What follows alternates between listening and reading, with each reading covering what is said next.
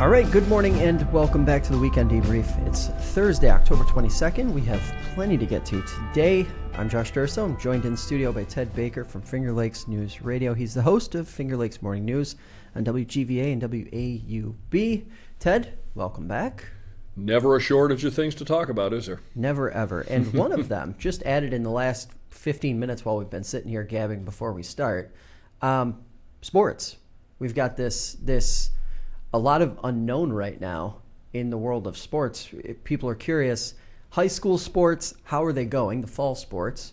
And then conversely to that, winter sports, where do we stand with that? So what have you been hearing and what have you been seeing so far?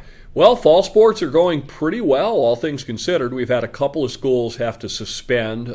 Dundee Bradford suspended for, I think, a week because they had a few positives. I think Marcus Whitman might have missed a game or two. We're doing Geneva games on WGVA and Auburn and Weedsport on WAUB. They've gone on. There have been none postponed due to any COVID that I know of. As far as winter, I mean, at this point, if it's more than a week away, it's not even worth thinking about because we just don't know. We don't know where we'll be. So I've heard no talk about whether we'll have basketball or hockey at the high school level. If so, when? You know, will it be a delayed thing? There's still this fall 2 season, possibly in March with football and things. I don't know. Nobody knows. It's less optimistic on the small college side. If you're a fan of Hobart and William Smith or Wells or Cayuga Community College, FLCC, we did hear just earlier this week, I think it was the SUNYAC conference, all the SUNY schools in New York, they're out completely for winter sports. I think that's going to set off a domino effect. So I don't think any of the small colleges around here will play before spring at the earliest. I don't think we're going to see any Hobart and William Smith hockey or basketball. That's just me. That's not any inside knowledge. But that's just when you follow the dominoes, that's how it was with a lot of things. When one thing falls, others start. I mean, we had that with major college football. All the conferences were saying, no.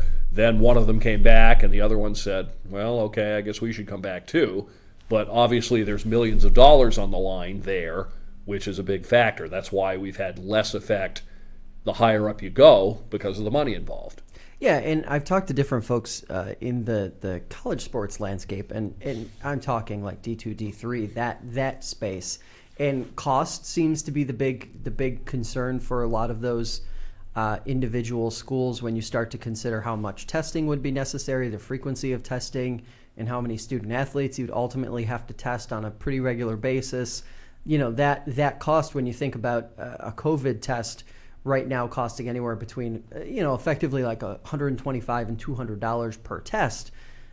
That for a lot of these schools that are already seeing revenue sort of shrivel up and disappear because of pandemic-related, life consequences, it's hard to believe that they would be willing to make that investment knowing that they're not going to be able to see any return on folks going to games or obviously what little merch sales they probably, benefit from on that front.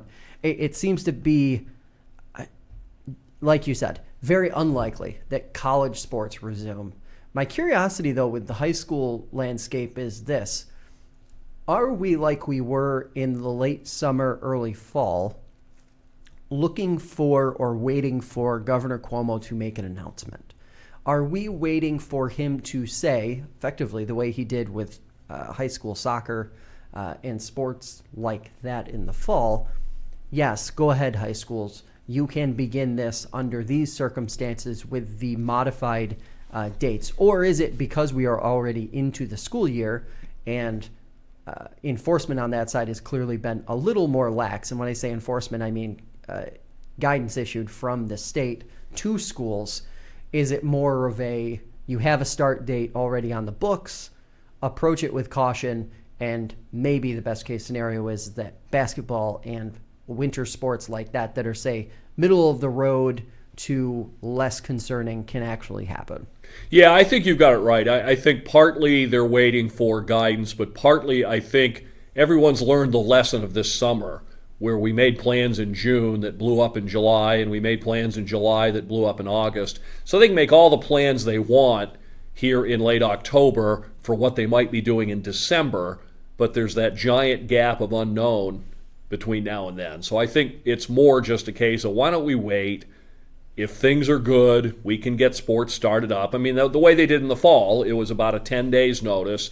Okay, start practicing and start playing in 10 days. So if things go okay, they could say on December 1st, all right, tell you what, let's practice after Christmas, start a season, and play some games in January and February. So I think it's a lot of just waiting to see which way everything goes between now and then. So let's talk a little bit about some of the COVID-related headlines that we've had unfold over the last week and a half. First, and pretty much the most recent bit of news that we've gotten, at least from the state level, Governor Cuomo imposed some restrictions on Steuben County on Wednesday, declaring that travel between Pennsylvania and New York could be the cause for the rise in cases that we saw down there.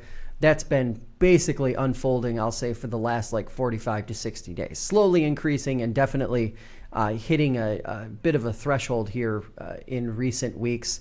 The governor, I think, said he cited around a 4% positive rate over the last 3 weeks. If you look at Steuben County's tracker, it shows the last 7-day positive rate around 6%, so a little higher than that. They've been hovering, and actually, if I recall correctly, the data shows that the active caseload is starting to trickle down a little bit. So they kind of peaked in the mid 300 and teens, around 315 or so active cases. It's starting to trickle down towards 300 again, but obviously some ambiguous restrictions handed down by the state, which is one thing I want to talk about. But then the other part of this, obviously, is the fact that the governor and other governors around New York State have come together to not mandate the 14-day quarantine restriction when traveling to select states, which is adding a layer of confusion to this, I think, because you have the governor literally saying travel between Pennsylvania and Steuben County could have potentially been part of what got us here.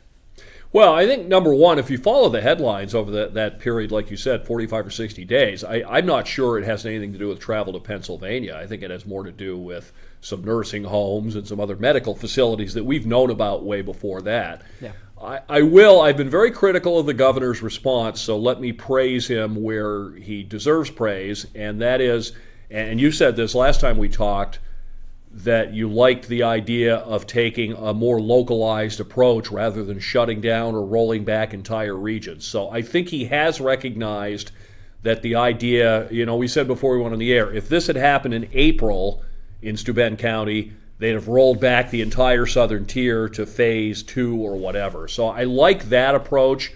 What I don't like is the hypocrisy of this whole travel list. It's basically Andrew Cuomo's list of states we're better than. And now that almost every state is on it, now we come to the states that border us, and now suddenly, well, that's a little different. I mean, I guess there's a recognition that you can only cripple the economy so much. So I'm glad to see that we're not rolling back entire regions. But again, the other day, he didn't know what 50 people per screen meant. He comes on, he says, I don't know what that means. Well, who's writing these things then? There's still just a lot of ambiguity, a lot of gray areas in between the yellow, orange, and red. It just seems like we still haven't tackled being able to have a coordinated, sensible response. It seems patched together. First we had phases, now we have colors. We're going to have the animals like they have on the side on the school buses next. What's going to be the next response? Well, and I thought it was interesting, and it felt a bit like a tell that within around 24 hours of talk around Steuben County going into this yellow zone, and you having this pass being given to certain states that border New York State, that the governor began talking about a new approach to restricting travel outside New York State, to the point that it seems as though the state is getting ready to go to something that isn't as restricting as a 14-day quarantine post-travel, which I think is interesting, or post-visit to New York State. So, and to that end, he says, or at least he was quoted yesterday saying that it will be testing based. So the question there comes in, and this after listening to a lot of folks who are frankly skittish of reopening anything or going back to quote unquote normal or more normal travel.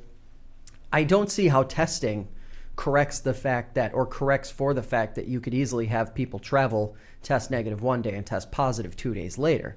I don't see how, if Governor Cuomo and New York State is actually making decisions based on science and based on data, I'm not exactly sure how you can turn around and say, well, we aren't going to enforce this 14-day quarantine anymore and we're going to go to this new system.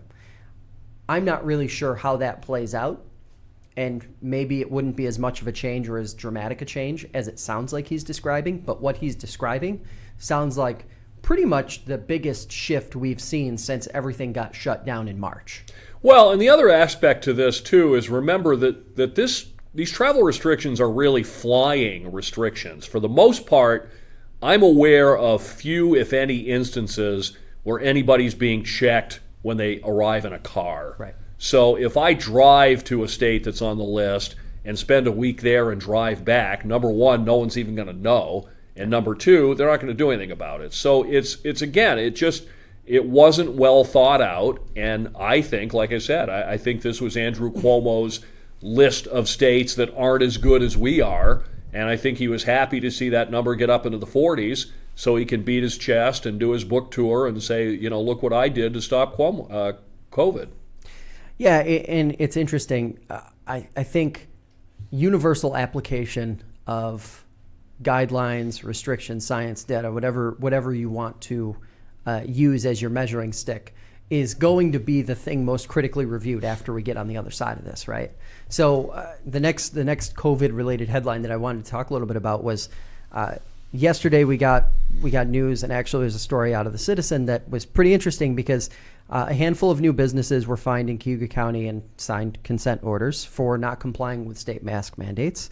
Officials said they're generally done, at least this is Cuyahoga County. Officials said they're generally done with issuing warnings, according to the reporting by the Citizen, because in their estimation, people should know better by now, especially people running businesses like restaurants and things like that, which have been the frequently ticketed or violated locations. All the businesses that were fined paid and signed the consent orders.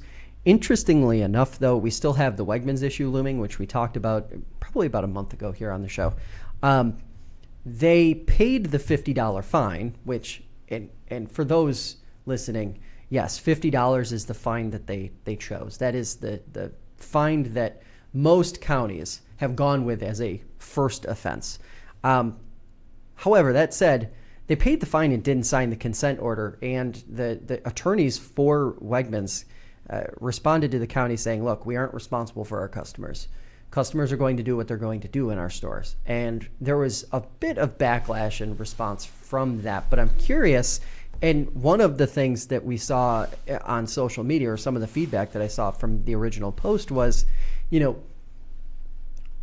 at what point does a local business challenge in the same way and say, I'm not going to sign this consent order, I'll pay the fine, but that's about it, because you have not properly enforced this with Wegmans? And what does it say about, a county's ability, any county's ability to actually enforce the mandates that are being handed down by the state, especially when you get a big corporate player with deep pockets who says, nah, we're not going to go that way?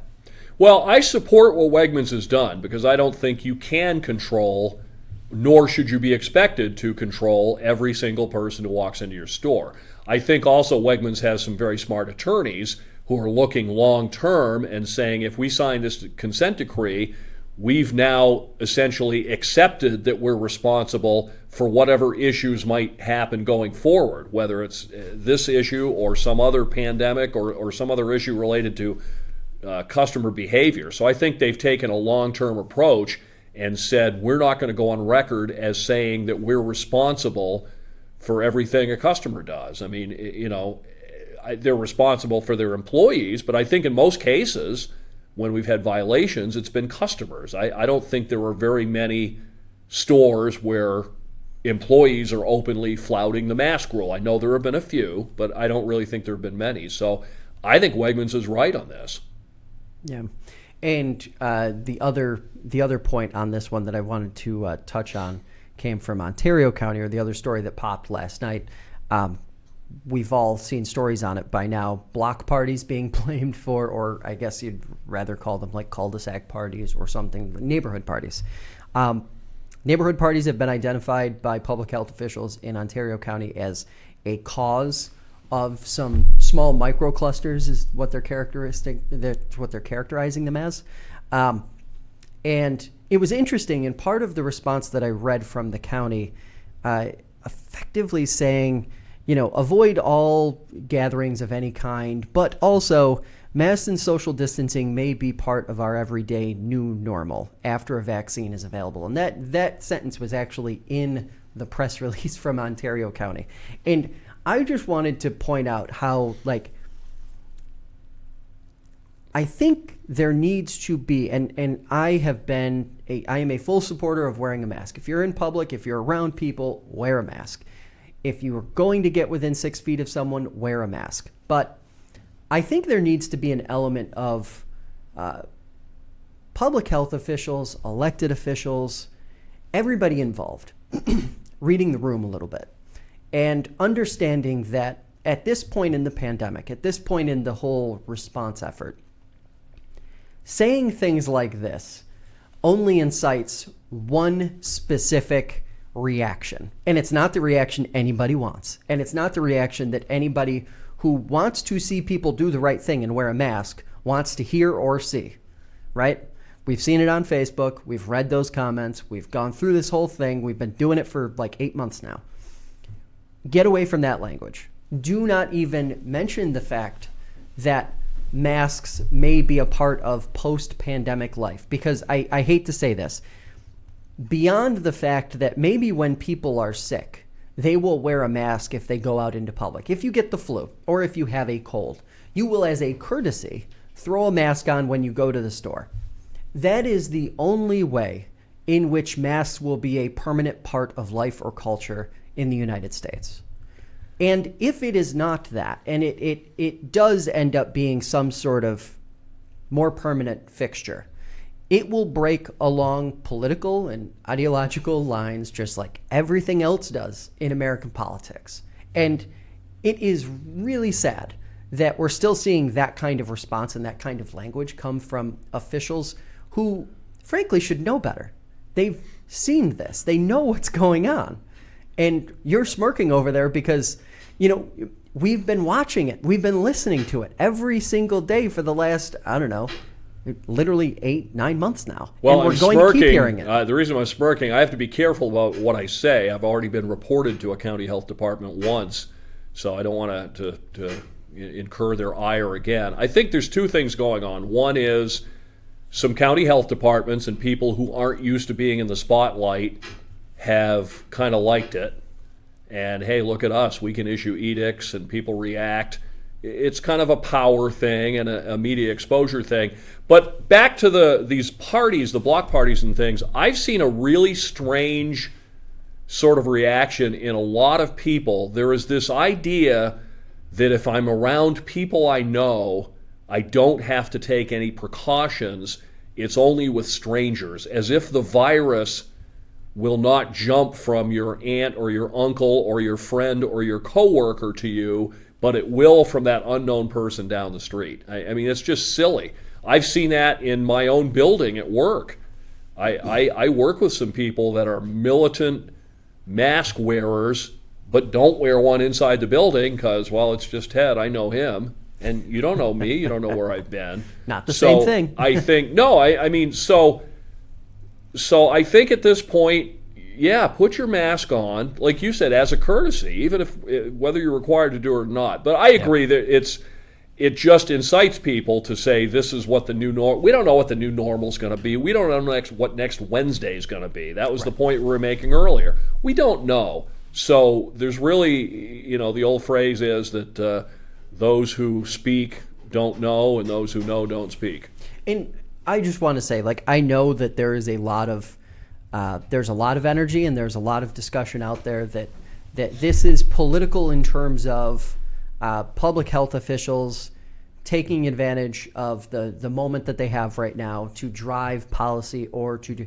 I don't think that any of them want to see society in mass for the rest of time. I really don't. What I do think is happening, and I see this a lot from different levels of government, whether it be small working to the larger scale or larger scale working down. A lot of press releases wind up being a mishmash of talking points and pre-prescribed language and sentences that are ripped from this text and this, that sort of thing. And what you end up getting is oftentimes, and I'm not saying this is what happened in Ontario County. I'm just saying that this is, as a journalist, is one of my critiques of press releases that we often get from even governing bodies. They don't really seem to be well thought out in terms of the story that they're telling or the story that's being told based on the words they are using. So like choosing your words intentionally, maybe axing that sentence altogether because it was just one sentence. And it's amazing how one sentence can literally change the entire conviction of a press release. In that case, you had a press release that was very black and white and very clear on everything. And at the end, it throws that nugget in there. And it feels very political after you say it out loud because I don't think even the most strict mask-wearing individuals who feel that we should go to the furthest extents to ensure that absolutely no one acquires this virus under any circumstances, even the people who to this day feel like everything should remain shut down until there is a vaccine. I don't even think those people, and I'm completely speaking out of turn here, but I don't even think those individuals, based on what I've read and seen and the feedback, believe that post-pandemic life, when we are in a true return to normal, that we're just all going to be walking around with masks. I don't know. I think there are some people who believe that. But I think what happens is government bureaucracies tend to be self-perpetuating. And, you talked about the power. They're in a position of power right now. People are listening to them, and they don't want that to go away. I don't know that it's a conscious decision. I don't think any of the public health directors in the counties are saying, look at me, I'm on TV now. I just think it's the natural sort of state of things that you're in a more prominent place than you usually are, and you don't want that to go away. So you issue edicts and predictions and safety things about the future. So I agree that a lot of people could use some media advice when it comes to putting out their story, because we get releases, whether it's from governments or nonprofits or whoever, and we just laugh sometimes. Full disclosure, your little about line at the bottom that tells us about you, we don't care. Yeah. Just delete that. And we really don't need it. And to that end, I mean, most of these organizations are sending these out to the same half dozen news agencies that cover them all the time anyway. There isn't anybody looking at that who doesn't already know what they're about. So let's talk about some non-COVID related things. This week, a Syracuse.com story about an Auburn family whose students were learning remotely from Missouri while on an extended family vacation got quite a bit of traction. They went over the Labor Day weekend, never returned. Never returned. But the students kept going to kept taking their classes through the Auburn School District. Apparently even keeping up on the work from what the story seemed to suggest. The district made a move this week stating that if the students weren't back by Friday, they would be removed. A lot of the reaction that I read to this story was, why does it matter where you are if you're learning remotely? And I would further throw another question on it.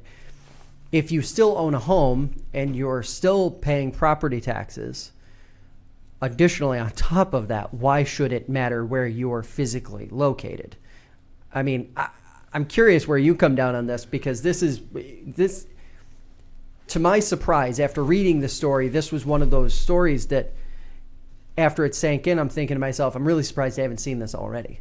Well, I've got a lot to say about this. I'll start with the local issue itself and then the larger questions it raises. I thought that the action seemed a little bit petty to me for one of the reasons you said. This family owns property in the district. Obviously, this is also not a usual case. This is obviously a well-to-do family. They went to Missouri for a vacation, and then there was a wedding, and they stayed, and now they're staying for months. There aren't very many of us who can go away on vacation and just stay for months. So obviously it's not going to be a usual situation.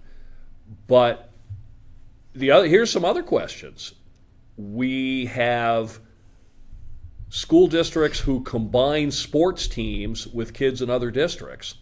So you're telling me a child from another school district can play sports for your school, but a child outside the school district can't attend your school. Ooh. I mean, that's a little odd distinction, I think, to make. Yep. But then here's the larger issue, because we always talk about how we get bogged down in the day-to-day headlines. Couple of questions. If remote learning works, why do we need schools? Let's get rid of them. Seriously, why do we need these buildings? I mean, and then the other question is, if it doesn't work, then why are we pretending that it does? I mean, these kinds of questions raise just some real serious issues about the future of education. Why don't we just dismantle the public school system and open up a couple of nationwide distance learning academies and let school parents, let them compete in the market? This is what conservatives have said for a long time with things like school vouchers, and they've been proponents of more school choice. And this situation kind of makes like what they've been saying all these years look pretty smart and pretty accurate. Yeah, it's interesting you bring up that point about remote learning, because just this week, obviously, the Rochester City School District has been remote the entire fall. And a survey of teachers last week, conducted obviously by the union, found that around 80 or a little more than that percent of teachers don't want to go back until effectively Q4. Right. And I've heard plenty of discussion online and in those circles about other districts saying that are currently remote, they don't want to go back until next fall. And I think, again, to your point, the big unknown, at least in my mind, is it working? And is remote learning working? Now, it's interesting to me because, like, students who come from affluent families or families who have the means are always naturally going to perform better in remote learning circumstances, or frankly, any circumstance. The big question about the future of remote learning and how, effective it's going to be moving forward is, are we going to end up on the other side of this thing applying it to different classes of people based on different economic factors? And are we going to effectively create another layer of, class divide by doing this? So will not intentionally so, but your right. answer is yes, we are. Yeah. We absolutely are. That's what we're seeing happen already. If you are well-to-do and have great high-speed internet and parents that can engage and make sure you're doing your work, you're way better off than the person in the rural part of the internet or the rural part of the area whose internet keeps dying out and they can't connect. I mean, I read a blog post from a mom a few weeks back about just a typical day with a couple of remote learning kids, and I can't find the Zoom link, and the teacher didn't email me the homework, and I'm supposed to take a picture of their homework document and upload it. How many people know how to do that? Some do, some don't. So that's a big question that we better answer pretty soon. Is this working? Because if it isn't, we're wasting now one partial school year and one full school year at least of a generation of kids. And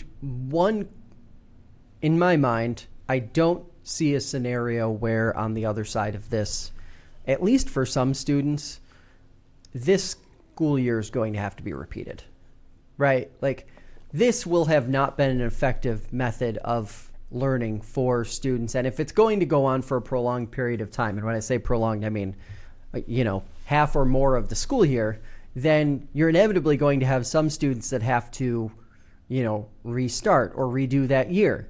What happens when you have, say, 25% of a district who got it and it worked, and 75% that didn't. Do you make the entire population redo this whole academic year, or do you only make 75% of them do it?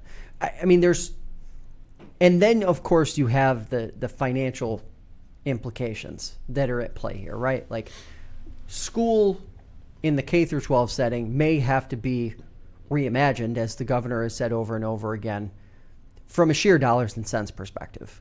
So with all of these factors at play, it's interesting because, getting back to the question, should it matter if you're located in a district where you're paying school taxes if your students are there or not there? It shouldn't. In my mind, it shouldn't matter.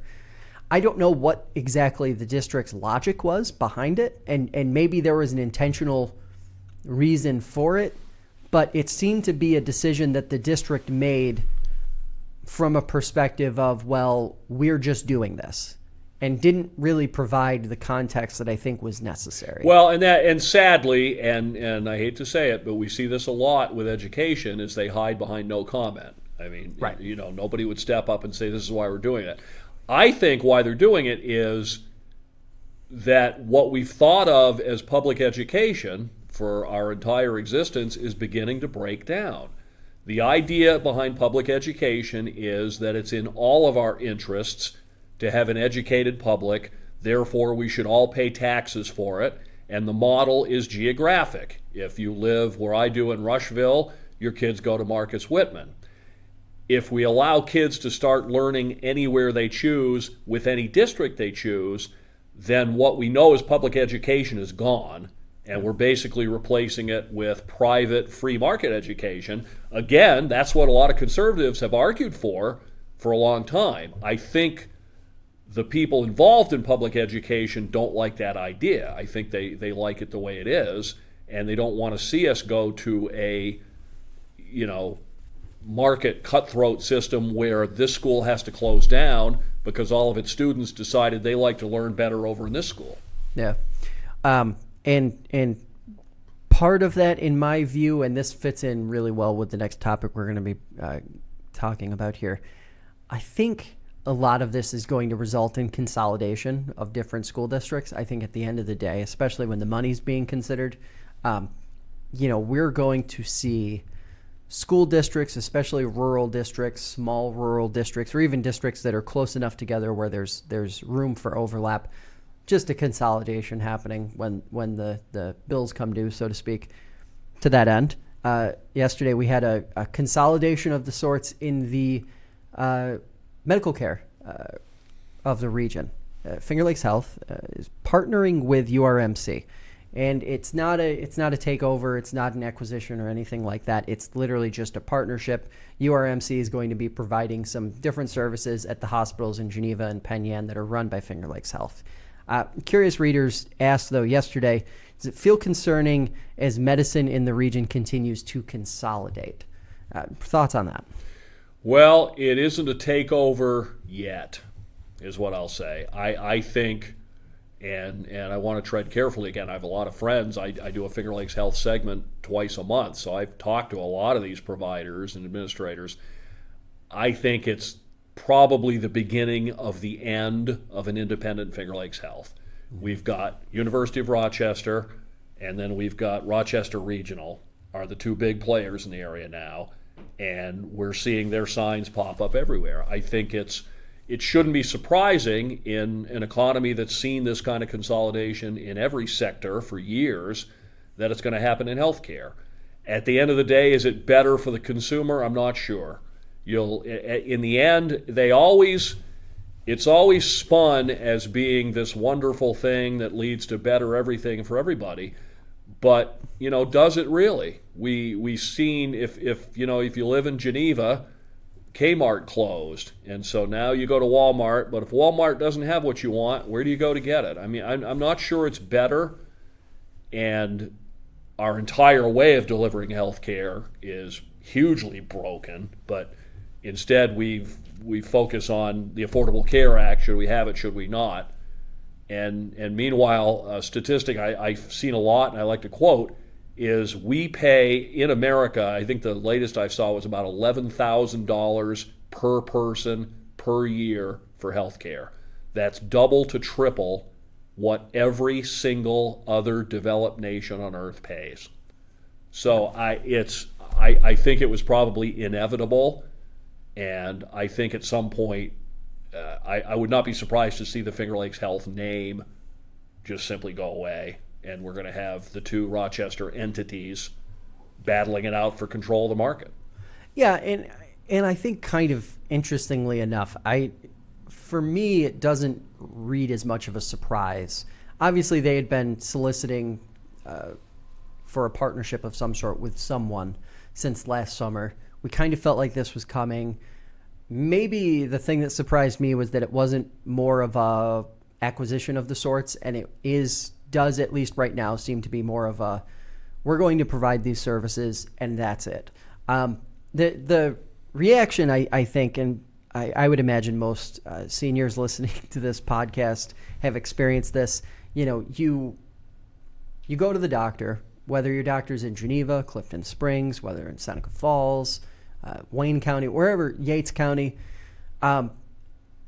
you're ultimately referred somewhere else if you need some other more advanced service. Same goes for if you go to Geneva General for some sort of care. Ultimately, you're transferred to one of the major hospitals in Rochester if you need service. Those two hospitals in Rochester, owned by Rochester Regional and Strong and URMC. So, this consolidation is already, for lack of a better term, happened. I mean, it's done. It's just a matter of, is this a better way for those entities to provide services in communities like Geneva, Penn Yan, the smaller communities that maybe in some way, shape, or form will cut down on the necessary travel between Geneva, Rochester, Seneca Falls, Rochester, Clyde, Rochester. I would hope so. I would hope that that's the ultimate benefit. As long as the healthcare system overall in this country is as lopsided as it is right now, and I think if you take the politics of the Affordable Care Act and single payer and everything else out of the equation, it's incredibly lopsided. You have different prices for different insurance providers. You've got different plans, cost different things. Two people can go in for the exact same treatment and receive two entirely different bills. There isn't this uniformity to it that I think a lot of people expect. And at the end of the day, we've lost that whether URMC takes over Finger Lakes Health in 2 years or 4 years or 5 years, whatever the case may be, or Finger Lakes Health continues to operate, independently for the rest of time. So, at the end of the day, it's a matter of survival, and I've watched enough of the healthcare landscape, especially in terms of what's viewed as, or what was 15, 20, 30 years ago viewed as primary care. There aren't as many primary care doctors in a lot of these rural communities anymore. Urgent care centers popping up left and right, filling that void, and frankly now acting more like an on-demand primary care physician and office than it is acting as an urgent care. I'm not really sure that there's anything glaringly bad about this, if you want to call it a consolidation. To me, this is just business as usual, and hopefully it means that for Finger Lakes Health, they can keep doing what they've been doing, and also URMC can, share some of the things that they have going on in Canandaigua and Rochester, bringing it a little further east. I think, at least at the beginning, most people, you're going to go to the same doctor you've been to. You'll just have, a different name on the bill instead of saying Finger Lakes Health. And I don't even know. I mean, it may still say Finger Lakes Health for a while. Ultimately, what will happen down the road is some of the little practices that you see will start closing. And we're always sold the benefits of it up front. And there may be some benefits up front, but eventually I think what you'll see is fewer doctors to choose from and just less choice. Yeah, and choice for all intents and purposes, choice is the thing that props up the market, right? Because at the end of the day, if everything gets consolidated into one mega player, maybe 20, 30, 40 years from now, URMC and Rochester Regional are even merged into one conglomerate.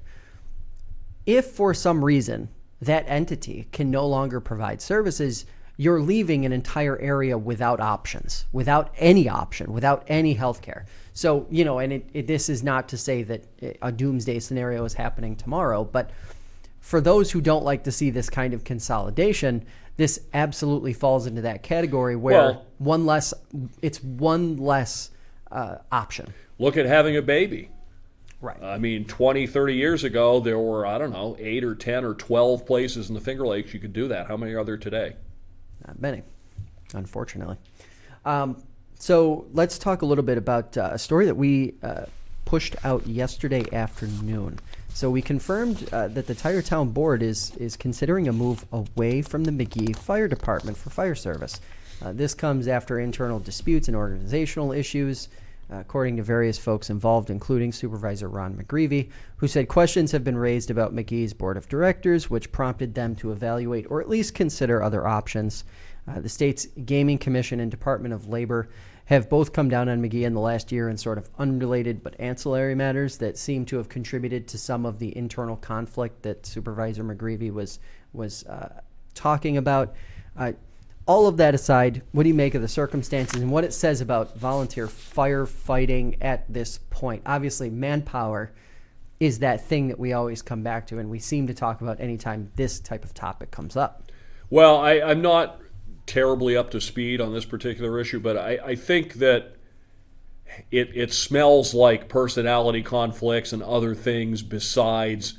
I mean, basically, the question should be, do we trust this fire department to provide the service if we have a fire?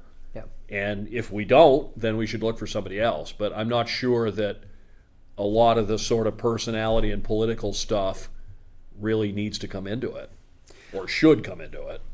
Yeah, and it seems the last few topics that we've talked about, consolidation has been the thing that keeps coming up, and this is one of those circumstances where there's quite a few of them around the region, it seems, but we have these fire companies that aren't technically community fire companies per se. They're these independent sort of like middle layers that act as sort of like conduits. In this case, Magee serves, they're effectively the Tyre Fire Department at the moment, but they also serve the stretch of throughway that is in Seneca County. And are we going to see, or should we see moving forward, a consolidation of the sorts in firefighting and in emergency service? Because I can recall going back, if I go back about a year and a half, I can recall different stories in Cuga County where first responders themselves were quietly behind the scenes very critical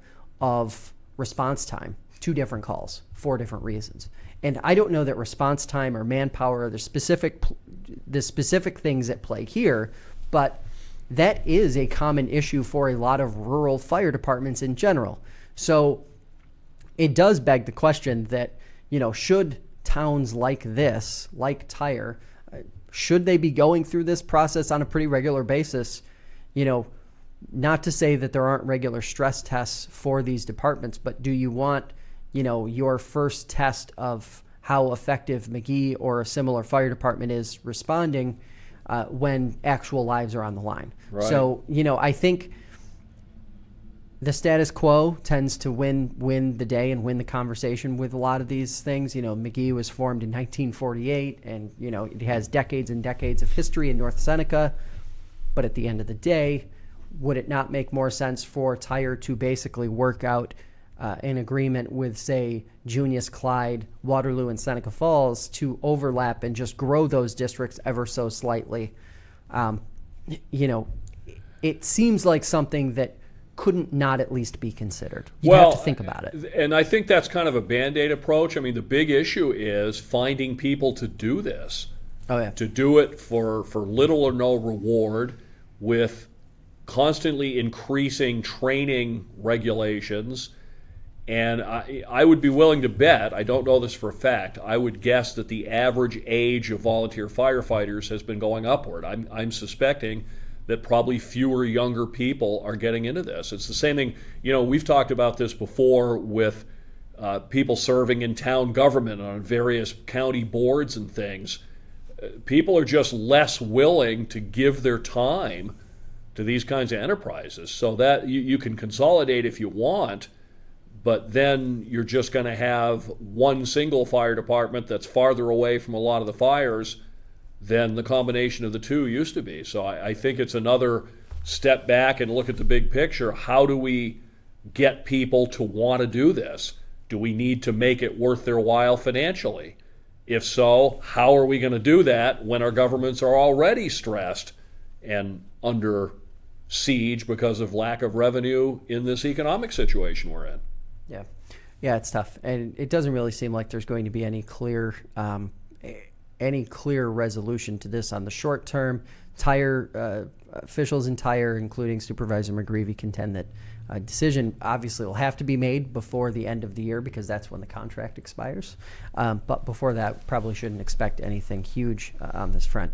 So a couple quick reader questions, and they're really just primers for what's coming up tonight, and then obviously the rest of the election cycle up until Election Day. We're about 2.5 weeks out at this point. The 11 days, I think. Yeah, 11 days. So the first one, which major congressional race in the region feels closer? Reed, Metrano, McMurray, Jacobs, or Katko-Balter? Thoughts on that? I think it's the Katko-Balter race, and I think Dana Balter's going to win. She has a slight lead. My own personal opinion, I think the congressman has run a campaign not befitting of a man in his position, frankly. I think some of the attacks have been false, others have been out of bounds, and I think it may end up backfiring on him. Yeah, I think I would have to agree on that one. I look at the other races, McMurray, Jacobs, we've already seen that one play out a couple times in a special election, and then obviously McMurray ran the last time around in 2018 against then Congressman Collins, unsuccessfully. Also, you have a bit of a switch happening there where the first time he ran as a very central-feeling Democrat, and now has moved significantly to the left, it seems, to fit the political moment. Good, bad, and different, that seems to be a reality there. People keep trying to convince me that this Reed-Metrano race is the real interesting one because it's the one that could flip. It could flip, and it would be maybe the most unusual thing I've ever seen in my lifetime in regional politics, if that were the case. But I have to agree with you on that the Balter-Katko race seems to be the one. And, if you go back to, I want to say between 2006 and 2012, I believe this was a seat that flipped then. So completely reasonable to think that. Yeah, that one has tended to go back and forth, I think, more than the others in this area. Yeah. But the thing that I find most interesting about the Reed and Metrano race is there's been a lot of talk that part of Tom Reed's potential interest in the governorship in 2022 is the idea that that district is going to get combined with another incumbent's district in the next redistricting. New York, I think we're expected to lose 1 or 2 congressional seats if we have a census, which is a whole other issue if we get the census finished. So I think it's very possible that if Tom Reed is reelected, that's part of why he's looking at the governor's race, is because he might wind up, let's say Katko wins, we might wind up with a consolidated district there somehow where both of them wind up in the same district. Interesting. Yeah. And that's sort of the other wild card in this. We don't know what the congressional districts are even going to look like in 3 or 4 years because of redistricting and how that's going to play out after this year. So, it really remains to be seen. The last one is about the presidential race. Should we believe the polls that have been obviously wrong in the past? And what should we be making of early voting that's happened thus far? Yes, we should believe the polls. They weren't as wrong as everyone said. I mean, obviously most people went to bed, if they went to bed early in November of 2016 thinking Hillary Clinton was going to be elected. She was not. Donald Trump won by flipping a handful of battleground states by a handful of a few thousand votes. Even Nate Silver's site, 538, one of the leading prognosticators, he had Donald Trump with a 30% chance of winning. It wasn't as if he said this is a stone cold lock. So you have to check your sources. There are some polls that are more partisan than others. It makes more sense to look at rolling averages of polls. But right now, unless there is, and Republicans are convinced, that there's this vast reservoir of Donald Trump supporters that aren't being counted, or they're lying to the pollsters to mess with their heads. Maybe they are. We'll find out in less than 2 weeks. But I think right now Joe Biden has a solid lead. I think there's still a chance that what we're going to see is at the end of election night, early on the morning of November 4th, Donald Trump will be in the lead, because most of the people voting by mail are believed to be Democratic voters. Most of the people who will vote in person on November 3rd are Republican voters. So I think there's a chance that he's ahead on Wednesday, November 4th in the morning, declares victory, and then look out, because these other votes are going to come in. Biden's then going to go into the lead. He's going to claim fraud, and we could be headed for another 2000 situation decided by the Supreme Court. I think my feeling right now is that the polls might be accurate in terms of getting a pulse of where the masses are. But we don't elect a president by the masses anyway, so popular vote really doesn't matter. And these polls seem to be, I think they give the left a bit of confidence that they shouldn't have, because it's not how we do business. And it provides a little fuel to the fire for Republicans and those on the right. At the end of the day, I think that this is a matter of turnout. What does turnout look like? Absolutely. And I think you can throw debates. I think you can throw campaign messaging. I think you can throw, frankly, everything that's happened in the last 4 years into a dumpster. It doesn't matter. The signs, everything, the TV ads, you name it. It doesn't matter. And it's all going to hinge on turnout. And as I watch this play out, I think that there's a bit of oversampling in terms of inflating how Democrats are going to turn out. And I think there's an undersampling of how Republicans are going to turn out.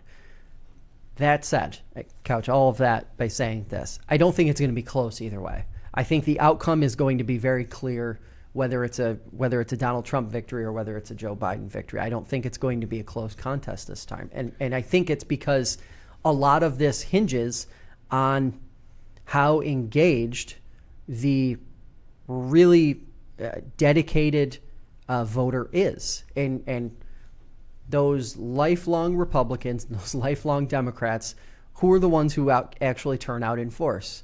And, at the end of the day, this is what I've said over and over again. Even Barack Obama saw a decline in his turnout in 2012 versus 08, right?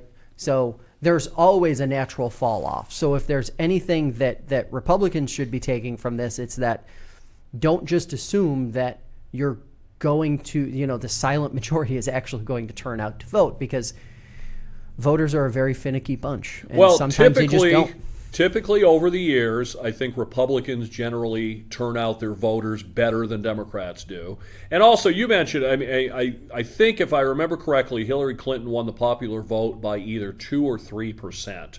Yep. From what I've read, Joe Biden could win the popular vote by as much as 5% and still lose in the Electoral College. Right. So it comes down to state by state. But even when you look at the state by state polls, Joe Biden is leading right now in a lot of the states that gave Trump his victory in 2016.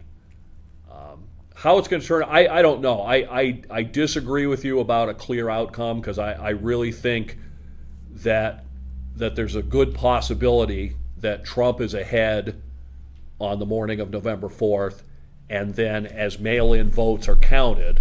Although, on the other hand, to contradict myself, a lot of these votes are already being counted. The early voting has been tremendous, so there may not be as many coming in later, but I still think there's at least a decent chance that Trump has the lead at the end of what we call election night, declares victory, but then falls behind as mail-in votes are counted, which may or may not lead to some big chaos. Where can folks hear you Monday through Friday? I'm on the Finger Lakes Morning News on Finger Lakes News Radio, 95.9 and 1240 WGVA if you're listening in Geneva.